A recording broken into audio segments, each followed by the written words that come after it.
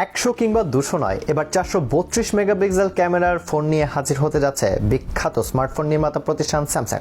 জনপ্রিয় টেক জায়ান্টের দাবি তাদের এই স্মার্টফোন ফটোগ্রাফির ভবিষ্যৎ বদলে দেবে। 432 মেগাপিক্সেলের এই ক্যামেরা শুধু আইফোনই নয়, টেক্কা দেবে লাখ টাকা দিয়ে কেনা ডিএসএলআর ক্যামেরাকেও। চলুন তাহলে জেনে নেওয়া যাক কতটা শক্তিশালী স্যামসাং এর এই 432 মেগাপিক্সেলের ক্যামেরা সেন্সর।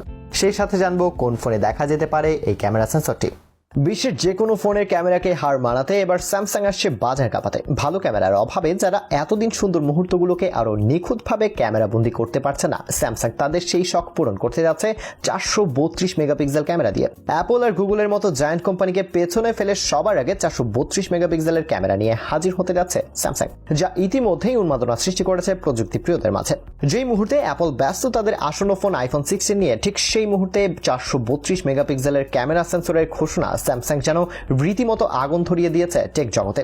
বিখ্যাত প্রযুক্তি জায়ান্ট কোম্পানি গ্যালাক্সি ডিভাইসগুলির নতুন লাইন আপ দিয়ে স্মার্টফোন ক্যামেরা প্রযুক্তির নতুন দিক উন্মোচন করছে। সম্প্রতি স্যামসাং গ্যালাক্সি S23 আলট্রা 200 মেগাপিক্সেলের হাই রেজুলেশন ক্যামেরার সাথে লঞ্চ হয়েছিল। দক্ষিণ কোরিয়ার কোম্পানিটি এখনো পর্যন্ত আর কোনো স্মার্টফোনে এই সেন্সরটি ব্যবহার করেনি। তবে সম্প্রতি জানা গিয়েছে যে স্যামসাং আসন্ন বছরগুলোতে যে 3টি নতুন ও অতি শক্তিশালী ক্যামেরা সেন্সর লঞ্চ করার প্ল্যান করছে, যাদের মধ্যে রয়েছে 432 মেগাপিক্সেল ক্যামেরা সেন্সর। ধারণা করা হচ্ছে 2025-এর শুরুতে 432 মেগাপিক্সেল সেন্সর সহ গ্যালাক্সি S25 সিরিজ লঞ্চ করা হতে পারে, অথবা 2026-এর শুরুতে গ্যালাক্সি S26 সিরিজে এই সেন্সর ব্যবহার করা হতে পারে। এছাড়া অন্য রিপোর্ট থেকে জানা গিয়েছে কোম্পানি বর্তমানে স্যামসাং গ্যালাক্সি S24 আলট্রা ফোনে কাজ করছে। এই ফোনে 200 megapixel primary sensor, 12 megapixel ultra wide angle lens, 50 megapixel telephoto lens এবং 10 মেগাপিক্সেল পেরিস্কোপ লেন্স যোগ করা হবে। এছাড়া এই ফোনের ফ্রন্ট প্যানেলে 12 মেগাপিক্সেল ক্যামেরা সেন্সর থাকবে বলে আশা করা হচ্ছে। অন্যদিকে 200 মেগাপিক্সেলের HP7 সেন্সরটি প্রাথমিকভাবে গ্যালাক্সি S25 আলট্রা এর জন্য পরিকল্পনা করা হয়েছিল, কিন্তু